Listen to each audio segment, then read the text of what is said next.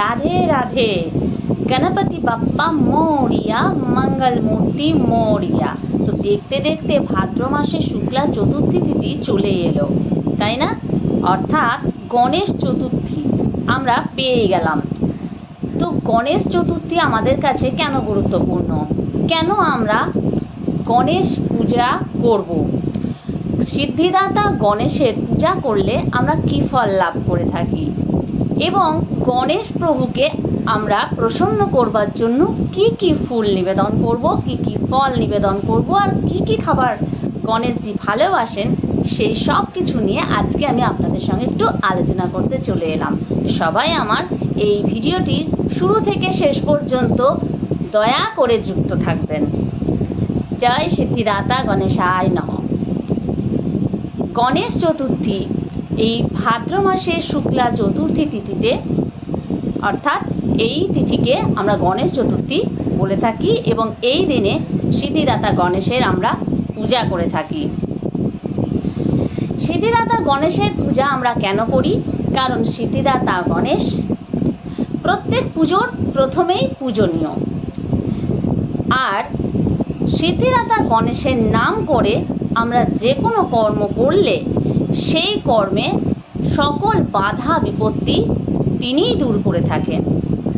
কারণ তার আর এক নাম হলো বিঘ্ন বিনাশন।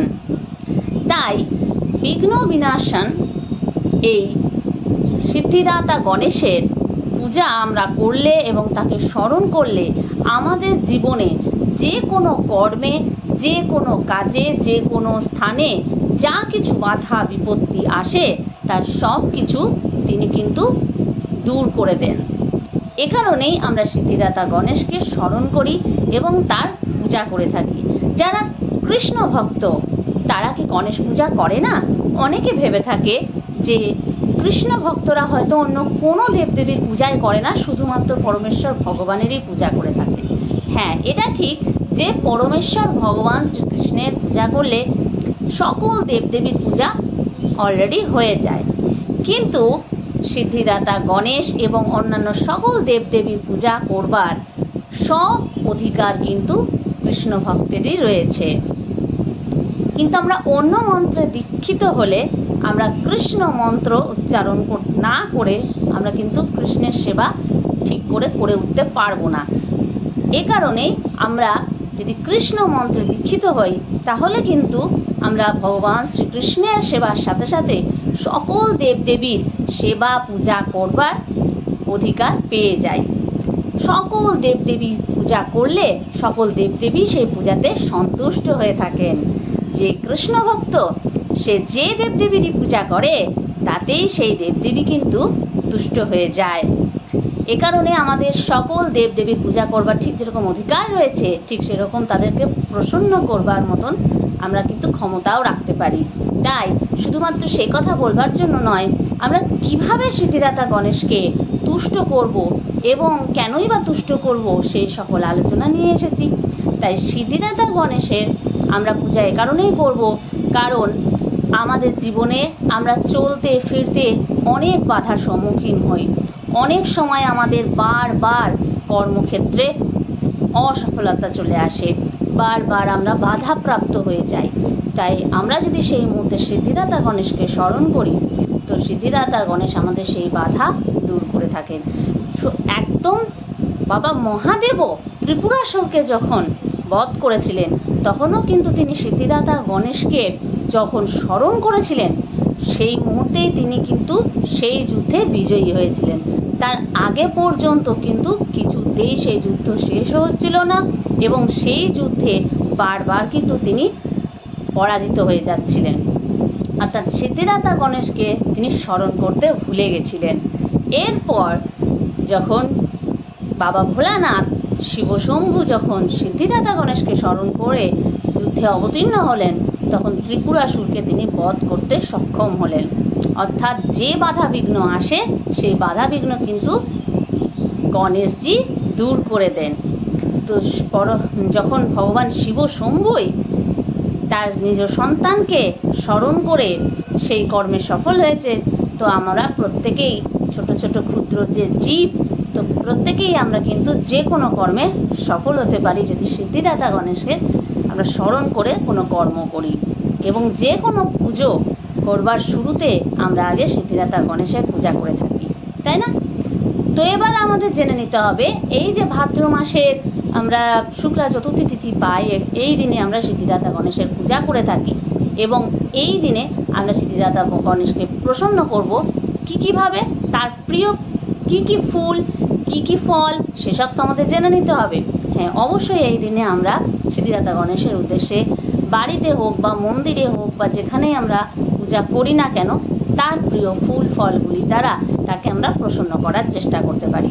ঠিক যেরকম আমরা প্রত্যেকেই জানি সিদ্ধিদাতা গণেশের দুর্বা হলো অত্যন্ত প্রিয়, তাই এই দিনে অবশ্যই আমাদের চেষ্টা করতে হবে সিদ্ধিদাতা গণেশের জন্য অন্তত পক্ষে 21টি দুর্বা সংগ্রহ করবার এবং এই 21টি দুর্বা সংগ্রহ করে সেই দুর্বায় একটি লাল সুতো গাঁট মেরে সেই দুর্বা আমরা সিদ্ধিদাতা গণেশের হাতে দিয়ে দেব।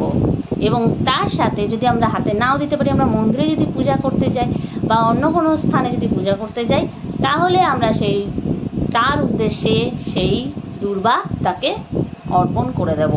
এবং বাড়িতে যদি আমরা গণেশের পূজা করি তো আমরা অবশ্যই তার মূর্তি বা বিগ্রহের হস্তে কিন্তু এই দুর্বা 21টি দুর্বা আমরা লাল সুতোর দ্বারা বেঁধে দিয়ে তারপরে আমরা তাকে নিবেদন করব।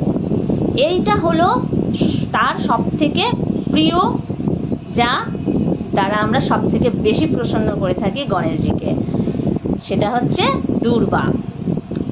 এবার যে ফুলটির কথা বলবো সেটা গণেশজির খুব প্রিয়। গণেশজির লাল ফুল ভীষণ প্রিয়, তো এই লাল ফুলের মধ্যে আমরা অবশ্যই লাল জবা তাকে নিবেদন করতে পারি, কারণ আমরা বেশিরভাগ ক্ষেত্রেই লাল ফুলের মধ্যে জবা ফুলটাই সংগ্রহ করে থাকি আর এই লাল জবা সিদ্ধিদাতা গণেশের অত্যন্ত প্রিয়, তাই আমরা লাল জবা সিদ্ধিদাতা গণেশকে অবশ্যই নিবেদন করব। এই দিনে চেষ্টা করব একটি লাল জবা অন্তত সংগ্রহ করবার এবং লাল জবা সিদ্ধিদাতা গণেশকে দেব। লাল জবার সাথে সাথে আমরা অন্যান্য ফুলের মধ্যে যেমন গাঁদা ফুল দিতে পারি এবং একটি লাল গোলাপ ফুল দিতে পারি, এই সকল ফুল দিতে পারি। কোন ফুল দেব না, সিদ্ধিদাতা গণেশকে সাদা বর্ণের কোনো ফুল নিবেদন করব না, চেষ্টা করব লাল হলুদ এসব রঙিন ফুল তাকে নিবেদন করবার বা অর্পণ করবার। এগুলির দ্বারা তাকে অত্যন্ত আমরা প্রসন্ন করে তুলতে পারি। ফুল হলো এবার ফল। সিদ্ধিদাতা গণেশের প্রিয় ফলের মধ্যে প্রথমেই বলবো নারকেল। নারকেল আমরা সিদ্ধিদাতা গণেশকে গোটা নারকেল আমরা নিবেদন করতে পারি এই গণেশ চতুর্থী তিথিতে। তার মাধ্যমে আমরা গণেশজিকে কিন্তু ভীষণভাবে প্রসন্ন করে তুলতে পারি এবং আমাদের মনস্কামনা পূরণ করবার জন্য আমরা এই নারকেল তাকে অর্পণ করতে পারি, গোটা নারকেল।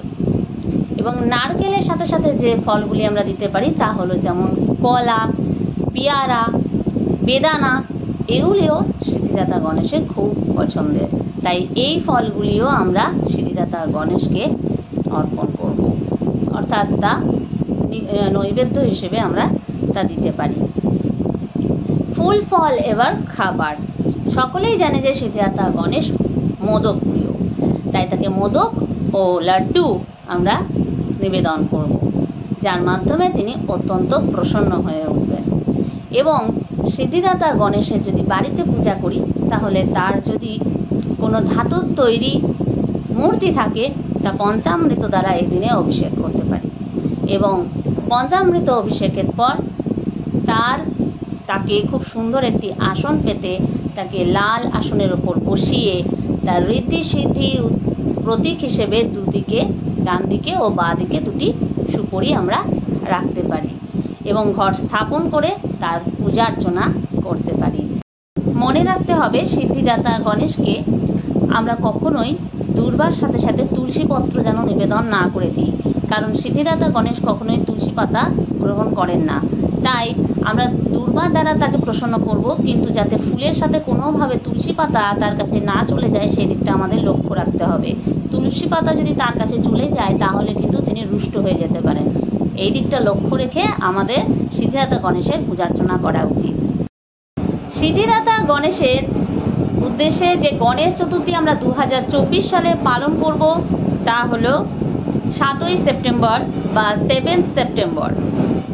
7th সেপ্টেম্বর উদয় তিথি হিসেবে গণেশ চতুর্থী হলো প্রকৃত তিথি, যে এই দিন আমরা এই গণেশ চতুর্থী পালন করব, অর্থাৎ সিদ্ধিদাতা গণেশের পূজার্চনা করব। তো আমি আগেই আলোচনা করে ফেলেছি যে কেন আমরা সিদ্ধিদাতা গণেশের পূজা অর্চনা করব এবং কি কি ফল ও ফুল নিবেদন করব, কি কি তার প্রিয় ভোগ নিবেদন করব।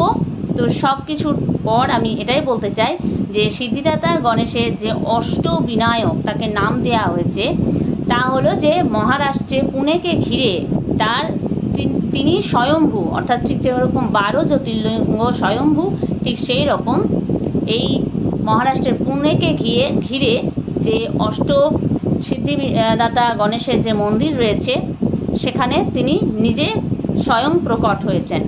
ভক্তকে কৃপা করবার জন্য তিনি প্রকট হয়েছেন এবং তার সেখানে পূজার্চনা করলে, ভক্তি ভরে পূজার্চনা করলে সকলেরই মনস্কামনা পূরণ হয়ে থাকে।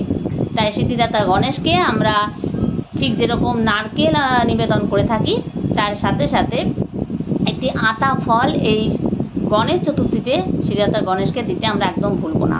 আতা ফলও আমরা নিবেদন করব এবং দূর্বা, লাল ফুল, লাল গোলাপ এগুলো আমরা নিবেদন করি, যার মাধ্যমে সিদ্ধিদাতা গণেশকে আমরা প্রসন্ন করে তুলব। আর এইভাবেই আমরা গণেশ চতুর্থী পালন করব এবং তার মাধ্যমে গণেশের কৃপায় আমরা আমাদের জীবনে আসা সর্ববিঘ্ন অবশ্যই বিনাশ করতে পারব। রাধে রাধে, জয় শ্রী গণেশায় নমঃ।